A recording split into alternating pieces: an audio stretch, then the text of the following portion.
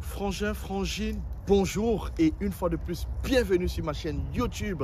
Si tu te connectes pour la première fois, n'oublie pas les 3 actions à mener, à savoir d'abord t'abonner et activer la cloche de notification. Deuxième chose, il faut partager la vidéo et la troisième chose, enfin, il faut liker la vidéo. Voilà, alors aujourd'hui, nous parlons de la lettre de motivation. Beaucoup de gens m'ont dit, gars, est-ce que tu peux me donner un exemplaire de lettre de motivation? Est-ce que tu peux lire ma lettre de motivation et me dire si elle est bien écrite?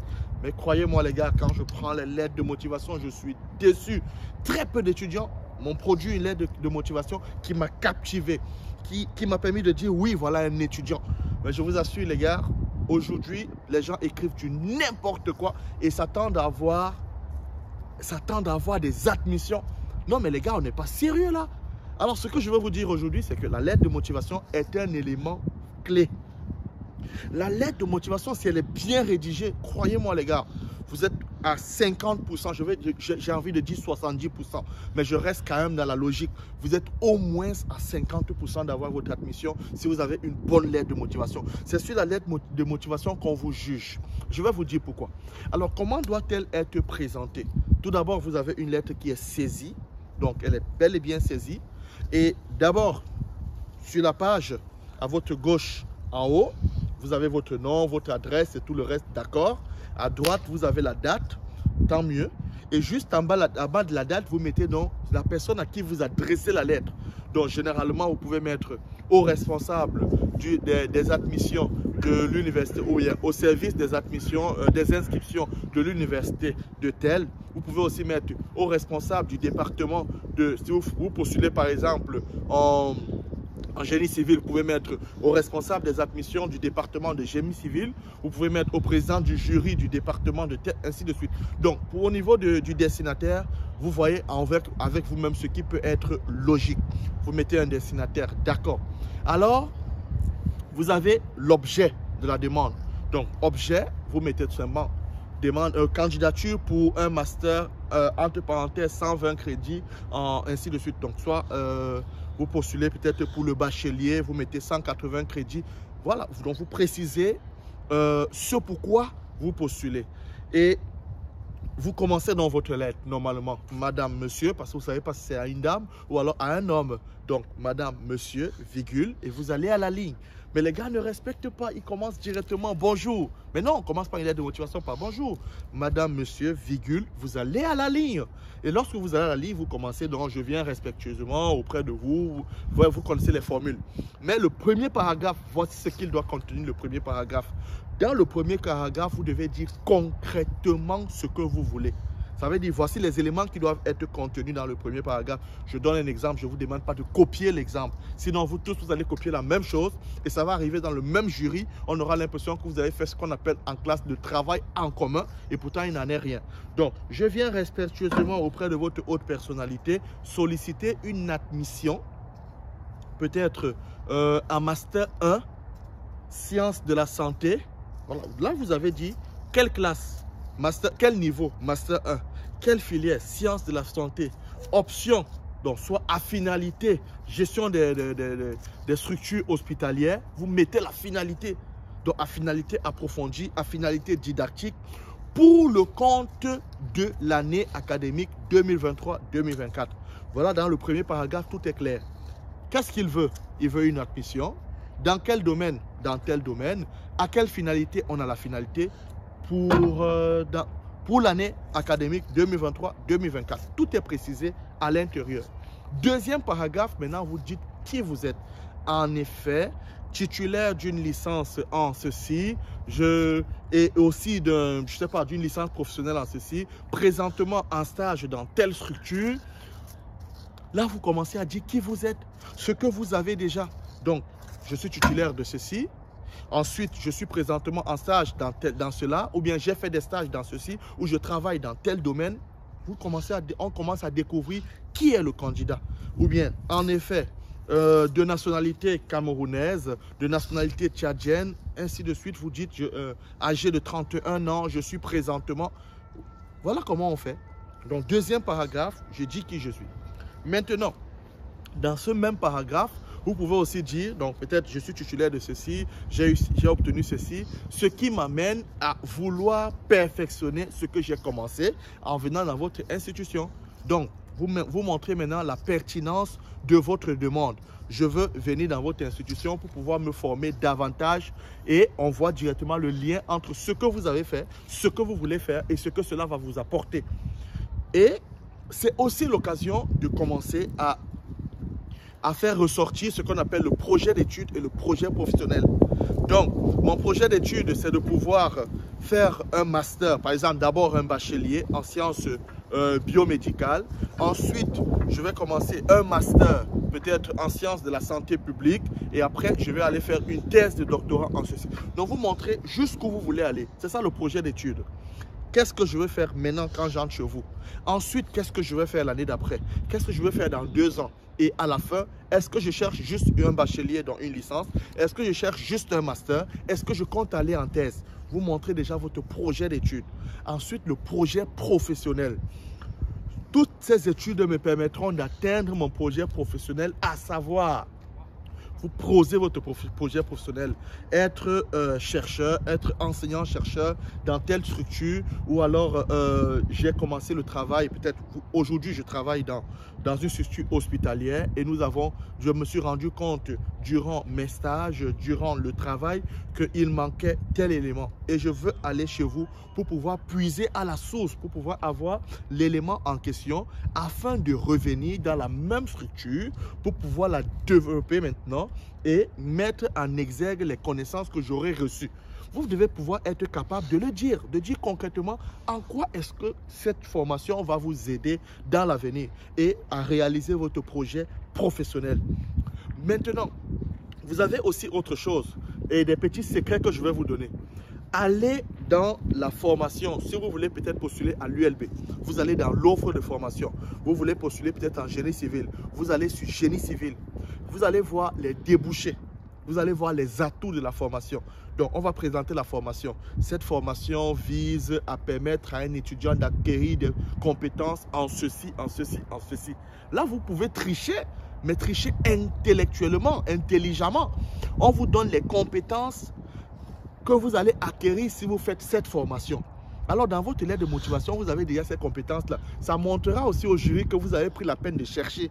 Donc, cette formation me permettra d'acquérir les compétences en ceci, en ceci, en ceci. Et le jury se rend bien compte que oui, mais c'est même ça qu'on a mis sur le site. C'est même ça qu'on veut que la personne acquiert. Donc, la personne sait exactement ce qu'elle cherche.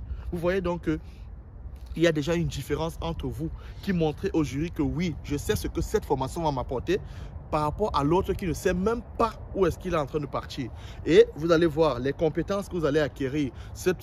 Par exemple, en philosophie, vous allez sur le site de l'ULB, vous allez voir cette formation tend à développer l'intellectualisme, le sens du discernement, le sens de l'esprit critique en la personne qui va, ainsi de suite.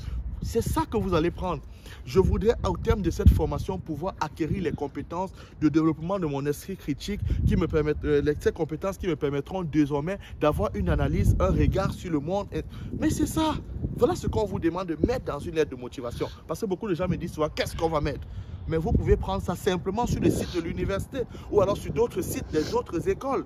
Quelles sont les compétences que la formation va vous apporter? Autre chose, vous avez aussi les débouchés. Dans les débouchés, on va dire cette formation prépare les professionnels de la santé, prépare les responsables de structures hospitalières, les responsables de ceci. Donc maintenant, au niveau de votre projet professionnel, vous mettez que vous voulez être responsable d'une structure hospitalière parce que vous avez vu que cette formation vous permettra d'y arriver. Donc, vous mettez dans les compétences que vous allez acquérir. Vous mettez ensuite le projet professionnel que vous avez, donc projet d'études, projet professionnel. Et enfin, vous commencez donc à vanter l'université. Dites à l'université que je choisis de faire mes études dans cette école. Peut-être parce que moi, je suis venu ici j'ai précisé que j'ai commencé cette formation dans mon pays, mais à cause des bibliothèques qui sont moins fournies, je sais qu'à l'ULB, j'aurai des bibliothèques, la bibliothèque la plus reconnue mondialement et tout. Je ne connaissais même pas si la bibliothèque de l'ULB a même 2 livres. Donc c'est pour vous dire, c'est montrer à l'établissement que oui, vous êtes conscient de ce qu'il peut vous apporter. Vous êtes conscient du matériel. Si vous voulez travailler dans le domaine de la santé, les laboratoires sont bien fournis. Vous voulez travailler dans le domaine de l'informatique, les salles d'informatique, vous avez les technologies de dernière génération, de pointe. Voilà les mots que vous devez utiliser pour que l'université soit en confiance et dise que oui, voilà un étudiant qui nous intéresse. Voilà un étudiant qui sait ce qu'il veut. Et les gars, s'il vous plaît, écrivez en français.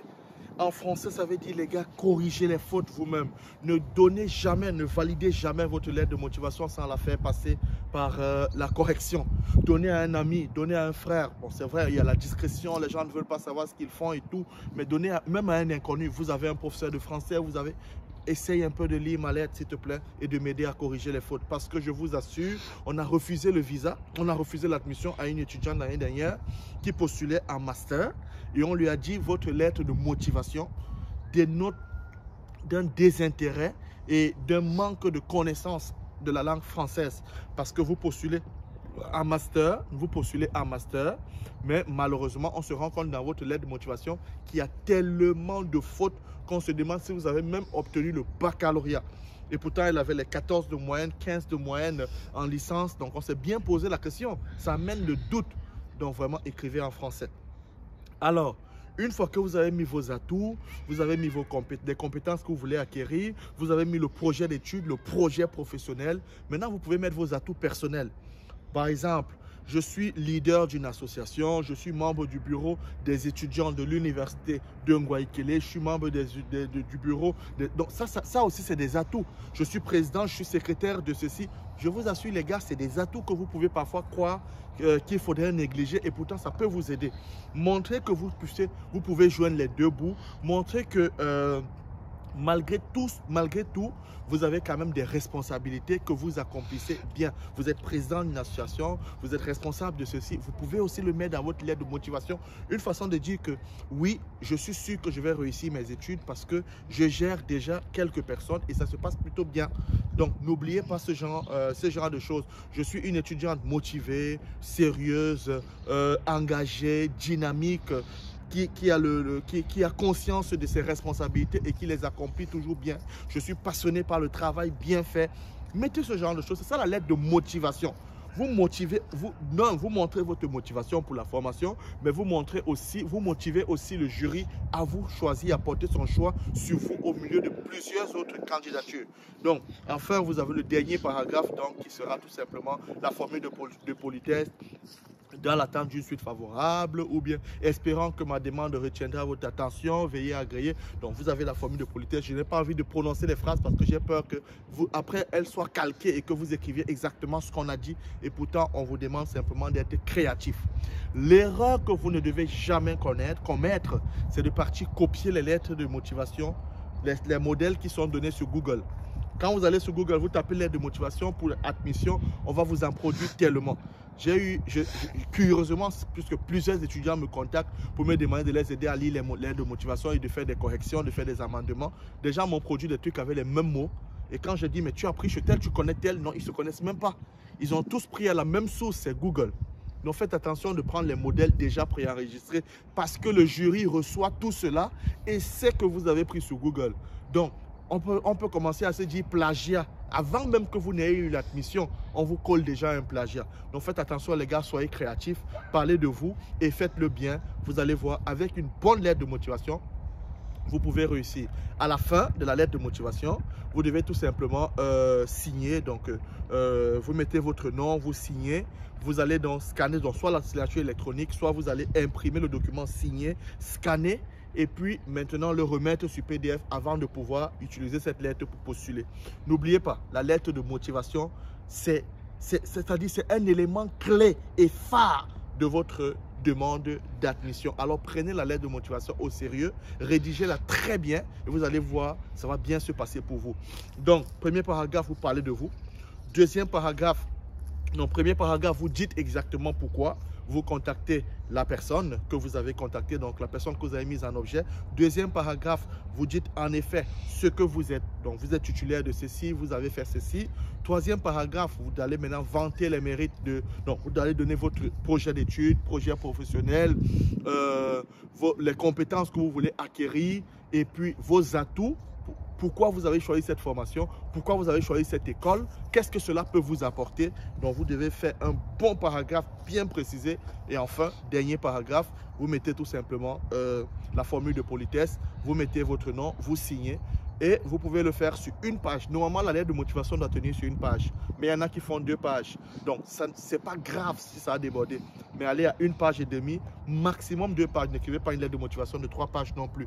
Personne ne va la lire. Et d'ailleurs, vous allez décourager le jury parce que en faisant la lettre de motivation en 1 page, vous montrez déjà aussi votre esprit de synthèse. Donc, je recommande vivement qu'elle puisse tenir sur 1 page, mais qu'elle soit précise, concise, concrète et que les éléments que je viens d'énumérer soient à l'intérieur. Sur 1 page, c'est une bonne chose. Mais sur 1 et demie, 2, c'est encore possible. Mais n'allez pas sur 3 pages, ça ne passera pas. Voilà en quelque sorte ce que nous pouvons retenir de la lettre de motivation aujourd'hui. Chers amis, n'oubliez pas, faites toujours vérifier vos dossiers par des personnes qui vous entourent afin d'être sûr de n'avoir pas commis les fautes qu'il ne fallait pas commettre. Lorsque l'université vous envoie un message, quand vous voulez répondre à ce message, faites lire le message parce que j'ai vu des gens, l'université a écrit, ils ont répondu parce qu'on avait aidé à corriger les lettres de motivation. Mais l'université vous écrit peut-être pour vous dire veuillez nous fournir tel document ou bien nous voulons vous poser quelques questions et vous répondez directement. Vous écrivez du n'importe quoi. On ne voit pas la cohérence entre la personne qui a écrit la lettre de motivation qui est très bien écrite et la personne qui vient de répondre à un message de façon spontanée. Les fautes et tout. Donc, allez jusqu'au bout. Faites-vous accompagner, mais vous pouvez le faire vous-même. Vérifiez si tout est bien écrit et croyez-moi, les choses vont bien se passer pour vous. Nous restons disponibles pour pouvoir vous aider dans la production de vos lettres de motivation. Donc, vous pouvez écrire, vous envoyer, on va vous aider à corriger. Nos services sont toujours ouverts et disponibles. Aussi, on peut vous aider pour pouvoir postuler dans les écoles, pour contrôler votre dossier, pour être sûr que tout a été bien fait. Et aussi même pour vous dire si vous répondez aux conditions pour pouvoir avoir l'admission dans telle école ou telle autre école. N'oubliez pas de liker la vidéo, de la partager, aussi de vous abonner et de laisser un commentaire si vous avez des questions. Mon numéro se trouve toujours à la barre de description. Vous pouvez me contacter en cas de besoin d'accompagnement, en cas de besoin de rejoindre notre groupe WhatsApp. Nous restons ouverts et disponibles. Merci à tous et bonsoir.